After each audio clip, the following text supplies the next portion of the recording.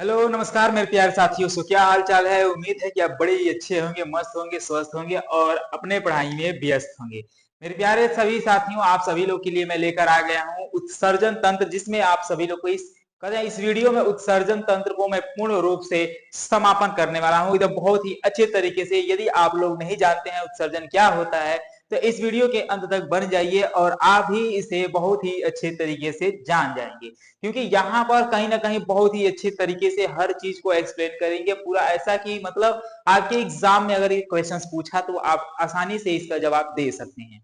रही बात ये कि कहाँ कहाँ पूछा जाता है, जैसे कि अगर आप कक्षा 10वीं में है तभी ये आपके लिए बेहद इंपॉर्टेंट है, और यदि आप किसी कॉम्पिटेटिव एग्जाम की तैयारी करते हैं तो मेरे प्यारे भाई वहां भी बहुत ही महत्वपूर्ण भूमिका ही निभाती है। अगर इससे प्रश्न पूछा भी जा गया है तो कहीं ना कहीं अगर इस क्लास को अगर देख लेते हैं तो आपकी ये सभी चीजें तो बिल्कुल ही समाप्त हो जाएंगी। ठीक है, यानी कि अब हम आप लोगों को यहाँ पर बहुत ही बेहतरीन तरीके से उत्सर्जन को बताएंगे। और जहां तक कि आप लोग जानते हैं उत्सर्जन, उत्सर्जन क्या होता है तो आप कहेंगे कि जब हमारे शरीर में कोई भी अपशिष्ट पदार्थ यानी कि जो खराब पदार्थ होता है उसको बाहर निकालना ही उत्सर्जन कहलाता है। और जिस अंग से तो मतलब कि ये पदार्थ बाहर निकालते हैं उसको कहते हैं उत्सर्जी अंग। ठीक है, तो अब यहाँ पर हम इन्हीं चीज के विषय में यानी इन्हीं के बारे में हम अध्ययन करेंगे। तो मेरे प्यारे रसगुल्लों, आप सभी लोग पहला नंबर कि आप लोग जो है इसे अधिक से अधिक अपने सभी मित्रों के पास शेयर करिए ताकि वह भी उत्सर्जन के बारे में जानकारी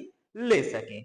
आई बात समझ में, क्योंकि अब मजा आएगा, क्योंकि क्लास एकदम इंटरेस्टिंग के साथ रहने वाली है, मजेदार तरीके से रहने वाली है। आप लोग बने रहेंगे तो आपको खुद एहसास हो जाएगा कि किस तरीके से हमारी क्लास हुई होने वाली है। ठीक है, तो जो अभी हमने आप लोगों को यहाँ पर बताया है उत्सर्जन, ठीक है, उत्सर्जन क्या होता है तो वो वही अपशिष्ट पदार्थ यानी कि जो खराब पदार्थ होता है वो शरीर से बाहर निकालना ही क्या कहलाता है, उत्सर्जन कहलाता है। और जिस मार्ग से यानी जिस रास्ते से उत्सर्जन होता है, जो खराब पदार्थ होता निकलता है, उसको हम पूरे तंत्र को क्या बोलते हैं, उसको हम पूरे कहते हैं उत्सर्जी अंग बोलते हैं। ठीक है, क्या बोलते हैं, उत्सर्जी अंग, यानी जिससे होकर वह निकलता है। तो अब हम उत्सर्जन किन किन चीजों से होता है, किन किन या हमारे शरीर में ऐसी कौन सी पार्ट है जिनसे उत्सर्जन होती है। सबसे पहला नंबर आपके पास देखिए कुछ 5 ऐसे उत्सर्जन है जो कि आपके पास यहाँ पर दिख रहा है। एक है त्वचा, स्किन हो गया, फेफड़ा हो गया, बणियात हो गया, यकृत हो गया, वृक्क हो गया। ठीक, तो ये आपका ये 5 पॉइंट है, इसके माध्यम से जो कि एक तरफ से हम कहें कि उत्सर्जन होती है। तो अब बात आती है त्वचा। ठीक है, त्वचा क्या होता है। अब यहाँ पर देखिए त्वचा की बात अगर आ जाती है तो त्वचा एक तरफ से स्किन, अब स्किन से जैसे अब हम कहें कि भाई जैसे पसीना वगैरह निकलता नहीं है, पसीना निकलता है, पसीने के माध्यम से नमक बाहर निकलता है, सीवन बाहर निकलता है, तो ये जो चीजें होती हैं ये पसीने के माध्यम से निकलती है। जब हमारे शरीर देखें बहुत सारे लोग जब मेहनत कर लेते हैं ना तो उनके शरीर से बाहर मतलब कि पसीने के माध्यम से ये चीजें मतलब कुछ अपशिष्ट पदार्थ जो बेकार पदार्थ होते हैं जो हमारे शरीर के लिए उपयोगी नहीं होते हैं उन्हें बाहर निकाल देता है। और जैसे आप देखे होंगे जब कपड़ा पहनते हैं वो ब्लैक वाला होता है, चाहे अन्य भी कोई ऐसा कपड़ा होता है तो अधिकतर अधिकतर जो है ब्लैक वाला जो कपड़ा होता है काला रंग का, तो उस पर ये चीजें अत्यधिक दिखता है, बहुत अधिक दिखता है। अब जैसे इन ब्लैक वाले कपड़े पे ऐसा दिखता है तो कहीं ना कहीं अभी चीजें होती है कि मतलब उसका जो स्वाद होता है कहीं ना कहीं वो एक तरफ से नमकीन होता है, नमकीन का मतलब नमक की तरह होता है। तो कहीं ना कहीं आप उसको चखेंगे तो नहीं, लेकिन अगर चखेंगे ऐसा तो है नहीं कि चखने जाएंगे, लेकिन अगर हम कहें कि अगर कपड़ा जो है और ब्लैक वाला है तो पसीने जब हो जाए तो जो सूखता है तो वो उस पर जो है सफेद सफेद रंग का जो है परत बन जाती है, तो वो होता है नमक। ठीक है, दूसरा अगर हम बात करते हैं फेफड़ा, जो कि फेफड़े में क्या होता है, ये हमें कार्बन डाइऑक्साइड ये बाहर निकलता है, और यहाँ तक कि जो है वाष्प और बलगम। अब जैसे अगर हम कहें वाष्प, जैसे ठंडी में देखे होंगे, ठंडी में हाँ ऐसे करते तो मतलब कि ठंडी में ऐसे वाष्प बाहर निकलता है। कैसे निकलता है, फेफड़ा अंदर से वो फेफड़ा जो क्या करता है मारता है ऐसे करके, मतलब कि धक्का देता है तो ऐसे करके बाहर निकलता है। तो यानी फेफड़े के माध्यम से होता है, ऐसा नहीं कि आप सांस लेते हैं तो ऐसे ही होता है, ऐसे नहीं, उस समय नहीं। अगर हम आगे सिंपल से बात करें कि अभी देखना है तो नाक छीनकता है, नाक छीनकता तो ऐसे करके मारता है भाड़ दे, भर दे मारता है सजी बारे निकल जाता है। तो अब जैसे नाक छीनकता है तो ऐसा करके भाड़ दे मारते थे, ऐसा नहीं है कि मतलब सांस इतनी किया है। अब जैसे वो क्या हुआ, धक्का कौन मारा, फेफड़ा मारा, फेफड़ा अंदर से जब मारा एक बार उफान मारा, आग क्या बधाई गई एकदम एक नाक बंद करके एक नाक करे मारे भाड़ देने का बाहर निकल गया। जब बाहर निकल गया तो यानी कि इससे एक हो गया। और तो ये तो जैसे लोग सुबह सुबह जब जाते हैं ना, सर्दी जुकाम हो जाता है, दिनों भर भाड़ भाड़ भाड़ एक तार मारते रहते हैं। और दूसरी नंबर एक बात करते हैं, तो अब जैसे आ गया है जैसे बलगम। अब बलगम कैसे होता है? अब जैसे मान लीजिए जब बुढ़वा होते हैं ना, जो गांव में बूढ़ा बूढ़ी लोग होते हैं, बूढ़ा बूढ़ी नहीं आज के समय में, तो जब उनको कर रहे हैं तो एक के बधाई के ऐसे खखार के एक के बधाई के भर कटोरा ऐसा मारेंगे ऐसे, मतलब ऐसे करके निकालेंगे सब, और निकाल के एक के भर निकालेंगे, मतलब कि खिखार के मतलब ये निकाल देना, एक तरफ से वही होता है बलगम। जब जाओगे ना तो बुढ़वा दिखता है हर बतिये पे ऐसा, मतलब कि भर में ऐसा कहीं खाओ फूक देंगे। ठीक है, तो इस तरीके से जो है वो बलगम को निकालते हैं। ठीक है, अगली पॉइंट अगर देख लेते हैं, बड़ी याद। भाई आपने पाचन क्रिया पढ़ा है, पाचन क्रिया अगर पढ़े होंगे तो आप उसमें जानते हैं पाचन होता है तो हमारी बड़ी आंत में जो होता है, जब बड़ी आंत में जो अपचत भोजन होता है, जो भोजन नहीं पचता है, तो अपशिष्ट पदार्थ ऐसा कर सकते हैं, वो वहां से जो होता है कि बाहर की ओर निकलता है।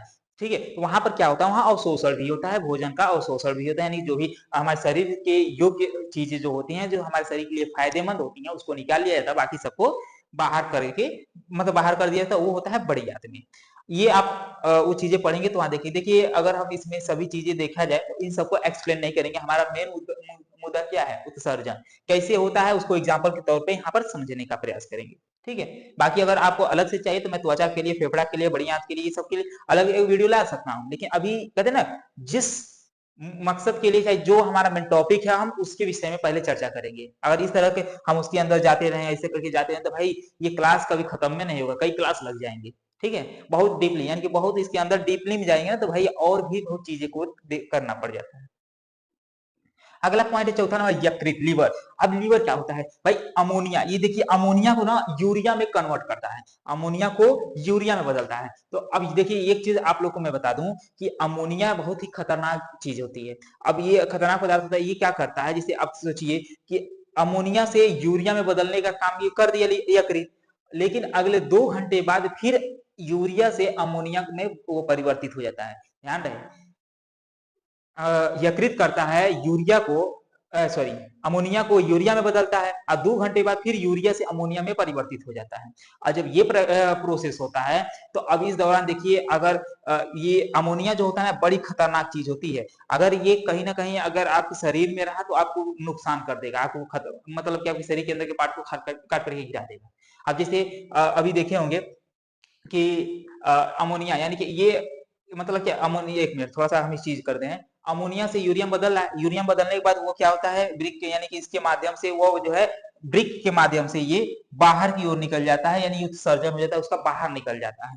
तो अब बात आती है कि अमोनिया जब यूरिया में कन्वर्ट होता है तो कैसे मालूम चलता है? अब देखिए, मालूम नहीं होता कि उसमें कन्वर्ट होता है, उसके बाद देखिए जब यूरिया से अमोनिया में फिर 2 घंटे बाद कन्वर्ट होता है, तो फिर ये बहुत खतरनाक होता है, और इसी की वजह से गंध आता है। देखे ना, पेशाब से गंध आता है, तो पेशाब से गंध कैसे आता है कि वो यूरिया से फिर से क्या बन गया, अमोनिया बन गया, तो उस मतलब उस पेशाब से गंध आता है। तो अभी देखिए, मान लीजिए ये बड़ी खतरनाक होता है। अभी देखिए कभी रेलवे स्टेशन पर जाइए, किसी मतलब ऐसे स्टेशन पर जाइए, तो वहां देखिए सब दिवालिया पे खड़ा होकर पेशाब करना शुरू कर देते हैं। अब सोचिए कि इस अमोनिया से, मतलब कि अमोनिया इतने खतरनाक होते हैं, वहां दीवार पर एक मतलब रोज डेली अगर एक दिन में मतलब कई सारे लोग जब जाते हैं तो वही मतलब कि खुले में एकदम दिन दिन दहाड़े दिवालिये पर छल छला चले जाते हैं। अब जो ऐसा करके चले जाते हैं तो फिर क्या होता है कि वो धीरे धीरे, मतलब कि अभी तो शुरू में गए तो वहां पर देखे होंगे कि शुरू में गए तो अभी मतलब उतना ज्यादा नहीं, फिर 2 घंटे के बाद धीरे धीरे उसमें से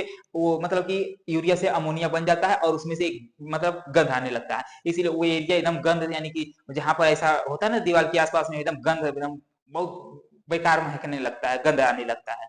और कई बार ये लोग मानते थे ही नहीं यार, छछरा मुंह में जाकर एक देख गए कि हाँ भाई यहीं चल रहा है, यहीं नदियां बह रही है तो हम भी यहीं बहा देते हैं। अब इसे नदियां बहाते रहते हैं, और फिर वो कुछ देर बाद जो है अमोनिया में कन्वर्ट हो जाता है और गंद आने लगता है। मेरे प्यारे भाई, अमोनिया इतनी खतरनाक है कि देवलियो गिरा देता है, ससुरा देवलियो नहीं बचता है। तो ये सोचिए, जब एक दीवार को गिराने के लिए ये इतना, मतलब कि ये दीवार को भी गिरा सकता है, तो आपका शरीर कौन खेते मुरैया है बचवा। ठीक है।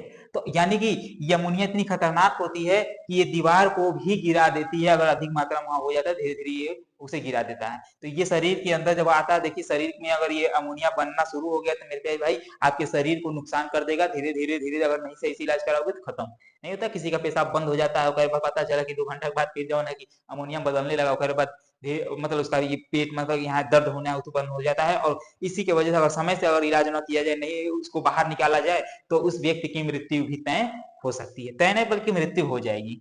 ठीक है, तो ये रहा। अब हम इसका स्क्रीनशॉट आप ले लीजिए। अब हम आगे बढ़ते हैं। चलिए अब आगे बढ़ते हैं तो हमारे पास कुछ इस तरीके का ये हमारा जैसे वृक्क है। ठीक है, ये क्या है? ये वृक्क है। वृक्क की एक तरह से संरचना है। तो अब हम कहेंगे कि भाई ये वृक्क की संरचना यहाँ पर कैसे होती है, ये कैसे लगा होता है, नीचे हम आगे देखेंगे। तो यहाँ पर जो होता है देखिए, ये होता है जिसे ये तो दोनों ये वृक्क होता है, ये क्या होता है? वृक्क होता है।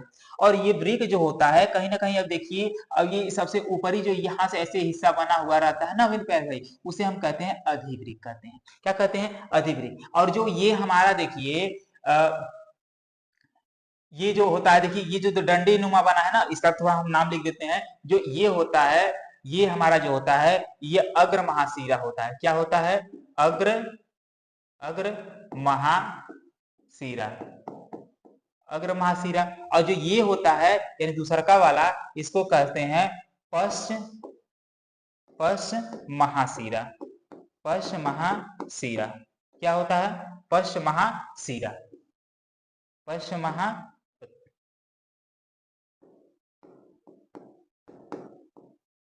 पश्च महाशिरा। ठीक है, तो अब यहाँ पर ये जो नली देखिए, ये वाला अग्र महाशिरा और ये वाला जो होता है ये पश्च महाशिरा होता है। और यहाँ पर जो इससे ये यहाँ पर दो नली ऐसे निकली रहती है, जिसको एक को धमनी और एक को सीरा, यानी कि यहाँ से धमनी और सीरा भी निकला होता है।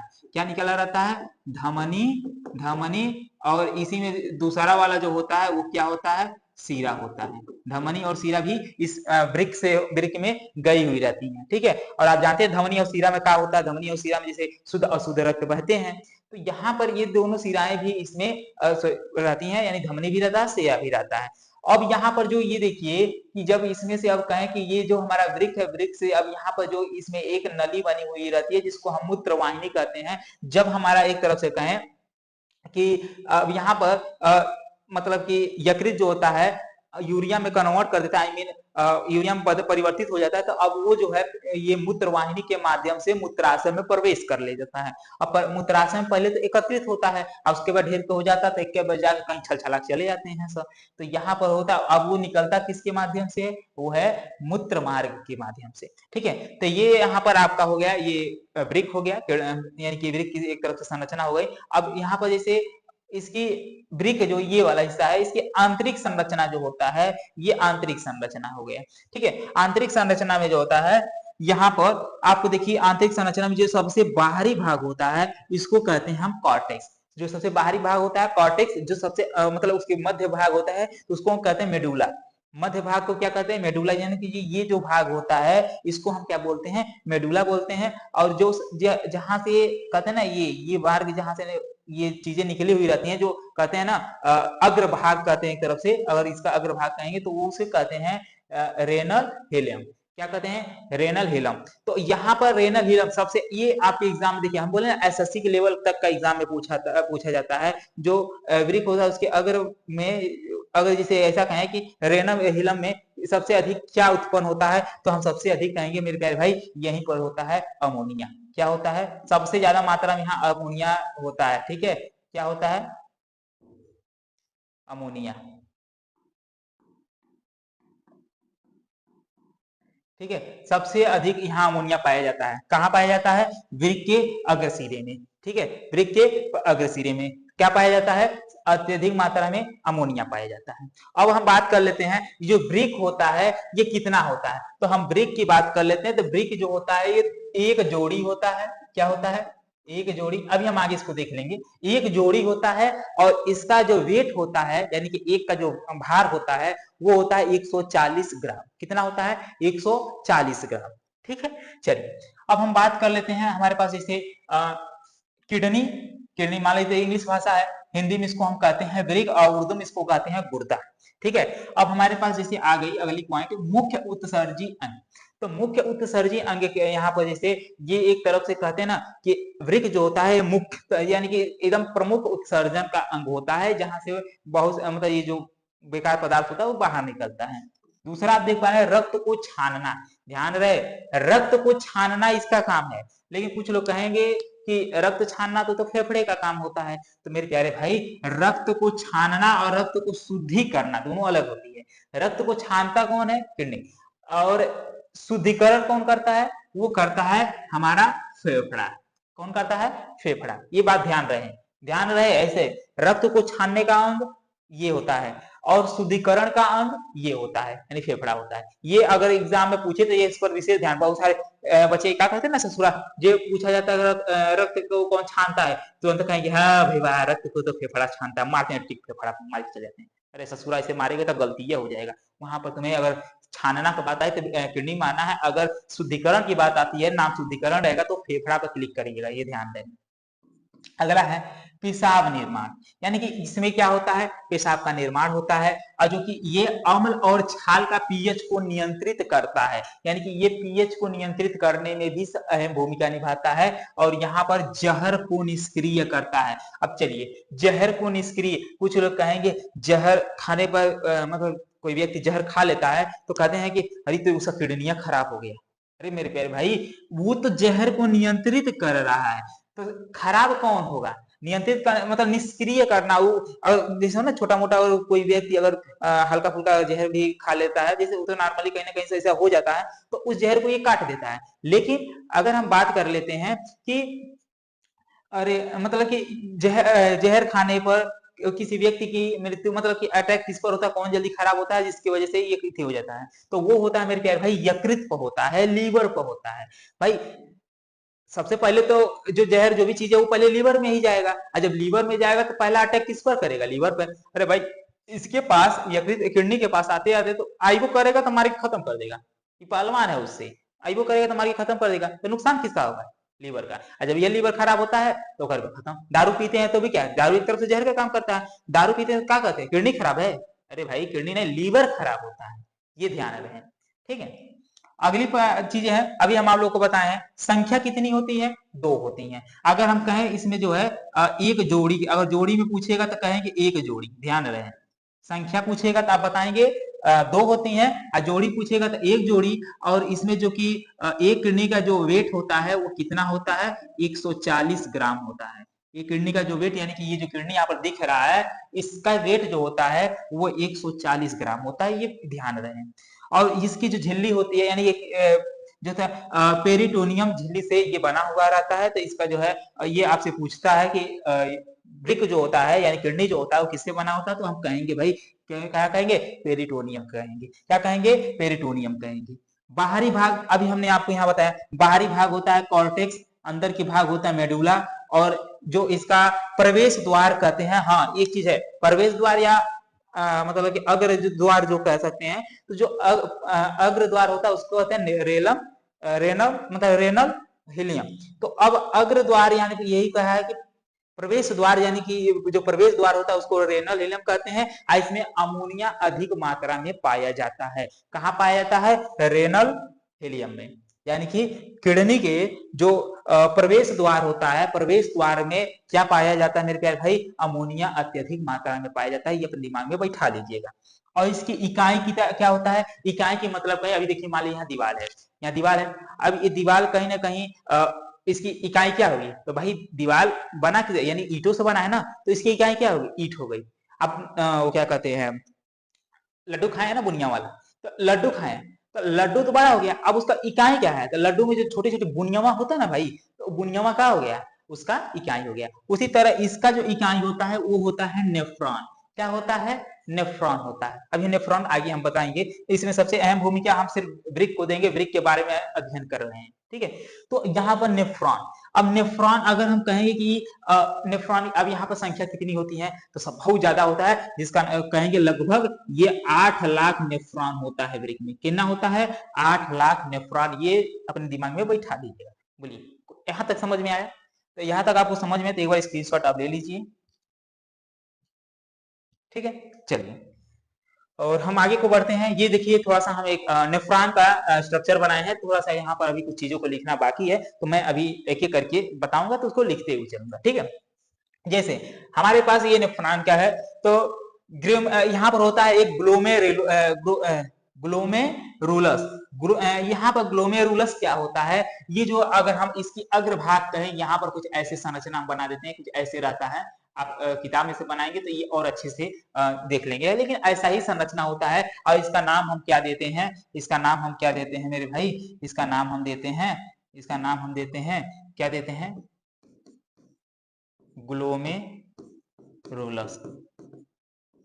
ठीक है, ये जो अगली भाग होता है, और इसके जो मध्य ये जो भाग होता है मेरे प्यारे भाई, इसी भाग को हम कहते हैं बोमेन।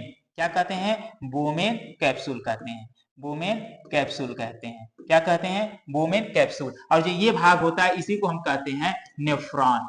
ये जो भाग होता है इसको हम क्या कहते हैं, नेफ्रॉन कहते हैं। तो ये आपके जैसे एक तरफ से नेफ्रॉन का ये पूरा मतलब कि ऐसा इमेज है जैसे नेफ्रॉन के बारे में हम देख रहे हैं। तो अब यहाँ पर क्या होता है, तो जो ग्लोमेरुलस होता है, ग्लोमेरुलस में क्या होता है, ये स्पंदन करता है। क्या करता है, स्पंदन करता है। अब स्पंदन करता है तो इसमें जो भी देखिए स्पंदन के दौरान ससुरा बहुत खतरनाक, बहुत बेकार है, जानवर नहीं कर रहा है। अब स्पंदन के जो भी प्रोटीन विटामिन होती है उसके अंदर, यानी कि ब्लड के अंदर जो भी होती है, रक्त के अंदर, तो अब स्पंदन के द्वारा जो होता है, ये जो ग्लोमेरुलस होता है सज्जी बाहर निकाल देता है, सबको छान के बाहर निकाल देता है, कुछ छोड़ता नहीं है। समझ लीजिए जैसे आपके पास वो क्या कहते हैं, आज के डेट में ये पन्नियां साफ करने वाला आता है, ठीक है।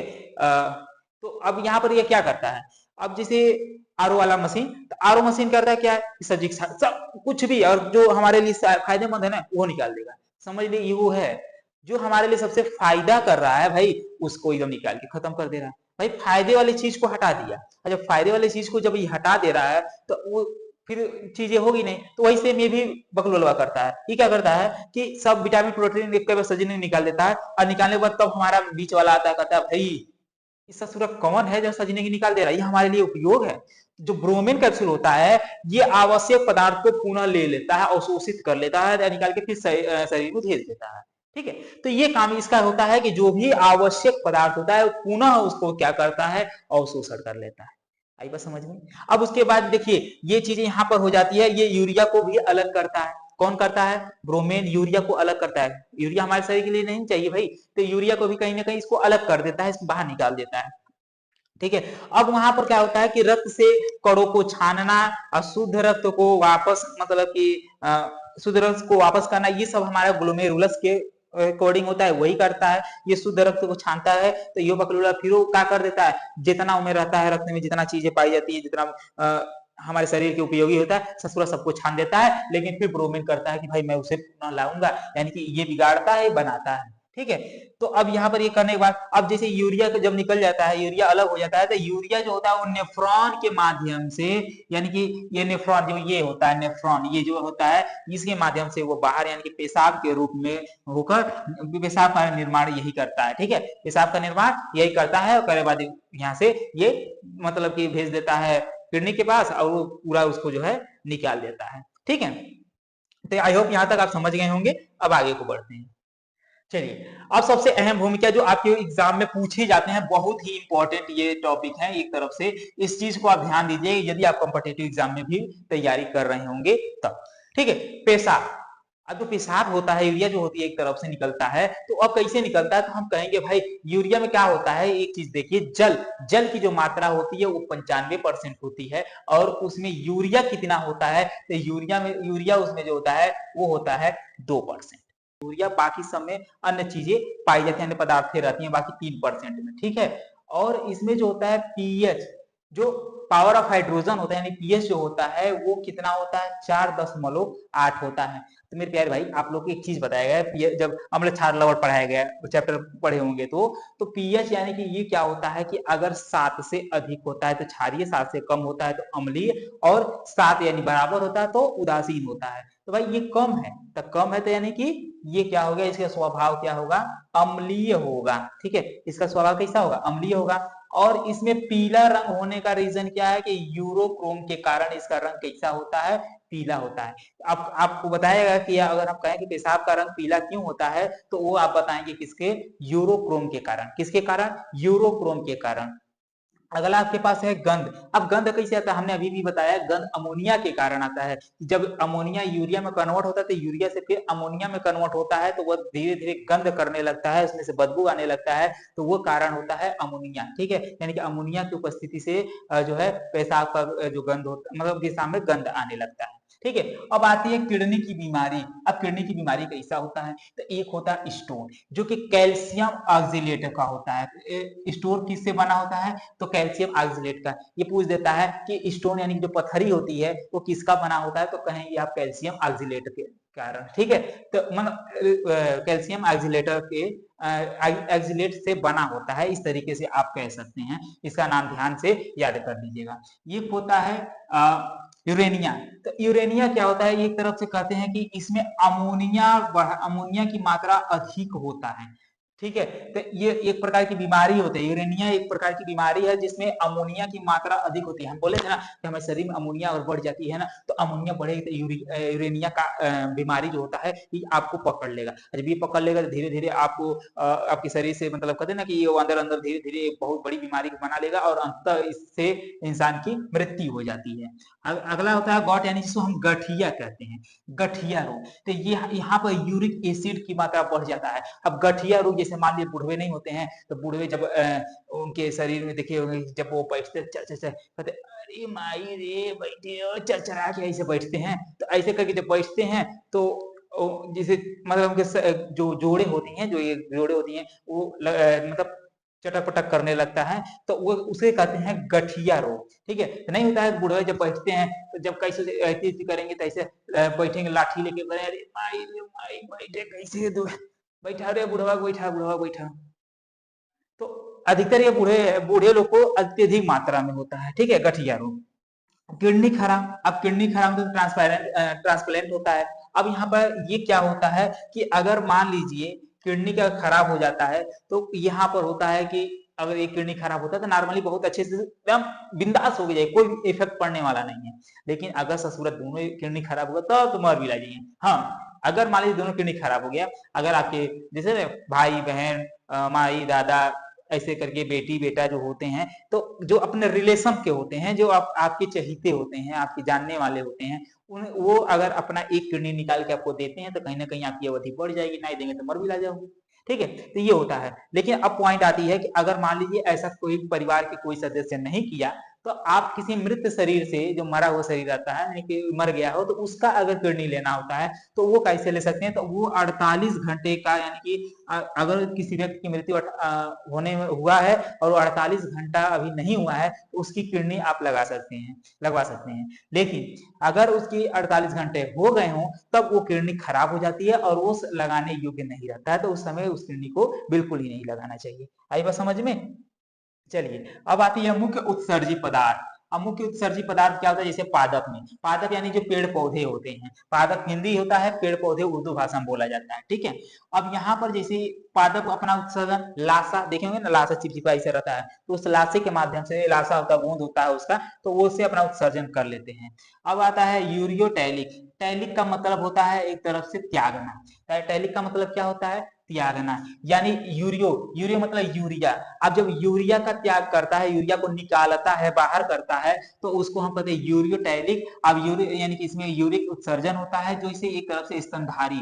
अब स्तनधारी का मतलब यहाँ पर मानव पशु दोनों आएगा। मानव में मत कहिएगा कि स्तनधारी तो सिर्फ महिलाएं होती हैं। ठीक है, तो स्तनधारी, आप देखिए स्तन दोनों के पास, महिला के पास, पुरुष के पास भी होता है। लेकिन अब हम कहें कि पुरुष यानी कि हम लोग का सिर्फ स्तन है, पुरुष जो होता है उनका सिर्फ स्तन होता है। लेकिन महिलाएं क्या होती है, स्तनधारी होती हैं। क्या होती हैं, वो स्तनधारी होती हैं, उनके वजह से वो बस यही फर्क होता है। लेकिन अगर हम कहें कि स्तन वाले, तो अब स्तनधारी का मतलब वो स्तन दोनों के पास है, मनुष्य यानी पुरुष के पास और स्त्री के पास। ठीक है, तो ये यहाँ से हो जाएंगी।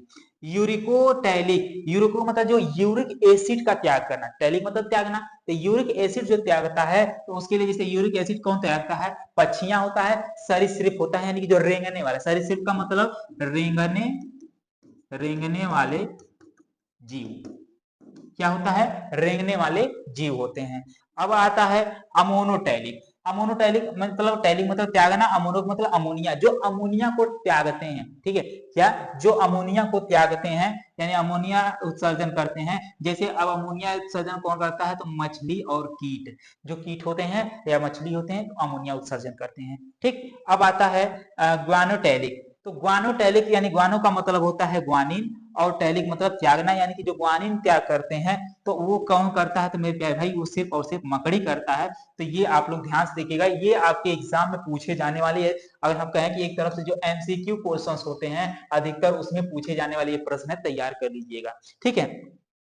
तो आई होप ये आप लोगों को समझ में आया होगा और इसी तरीके के मजेदार टॉपिक मैं लेकर आऊंगा और आपके लिए सबसे अहम भूमिका ये निभाने वाली टॉपिक रहेंगी जो आपके एग्जाम में आपके नंबर को बढ़ाने का कार्य करेगी। तो आप लोग इस चीज को यानी कि ऐसा फैक्ट, ऐसा टॉपिक देखने के लिए हमारे चैनल को सब्सक्राइब करके जुड़ जाइएगा और अधिक से अधिक शेयर भी कीजिए। और यहाँ पर जो ड्रीम क्लासेस की ये जो फैमिली है और विपिन सर ऑफिशियल का जो ये फैमिली है, ये बड़ी सी बड़ी फैमिली बने और एक मजेदार तरीके से आप लोग की क्लासेस चले। तो आप लोग यहाँ पर जुड़िए और बेल आइकन को भी प्रेस कर लीजिएगा, क्योंकि मैं जैसे जैसे वीडियो अपलोड करूंगा उसकी नोटिफिकेशन आपको मिलती रहे और आप अपनी क्लासेस को डेली बेस पर करते हुए आगे को बढ़ते रहें, ठीक है। तो मेरे प्यारे रसगुल्लो, अब मैं चलता हूं और फिर एक नए और मजेदार टॉपिक के साथ फिर मिलते हैं। तब तक के लिए बाय बाय, धन्यवाद एंड टेक केयर।